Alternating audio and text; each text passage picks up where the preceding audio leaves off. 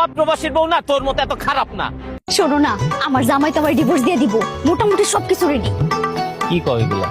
আমার তো মনে হয় কালকেই ডিভোর্স দিয়ে দিব। আচ্ছা, আমরা কবে বিয়ে করব?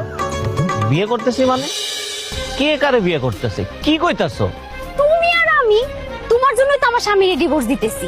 এই, কে কইছে তোমারে যে তোমার জামাইকে ডিভোর্স দিতে? কি কইতাছো তুমি এগুলা? ডিভোর্স না দিলে আমরা কেমনে বিয়ে করবো? আমি তোমারে কইছি যে আমি তোমারে বিয়ে করুম? কি কইতাছো তুমি এগুলা? তাহলে এই যে এতদিনের তোমার আমার প্রেম। শোনো, তোমার জামাই আইছিল আমার কাছে, আমি তার কাছে সব স্বীকার করছি, আমি তার কাছে মাপ চাইছি, আমি তারে বলছি ঠিক আছে ভাই, আপনার বউয়ের লগে আমার আর কোনো সম্পর্ক থাকবো না, আপনি আমারে মাফ করে দেন। আমি কথা দিছি তারে যে কোনোদিন তোমার লগে আর যোগাযোগ রাখবো না, আমি সরিও কইছি তারে। কি কইতাছো তুমি? তাহলে এই যে আমগো এতদিনের প্রেম ভালোবাসা এগুলা? দূর হ। আরে এটারে প্রেম কই নাকি, এটা ছিল টাইম পাস। তুমিও ফ্রি ছিলা, আমিও ফ্রি ছিলাম। তুমিও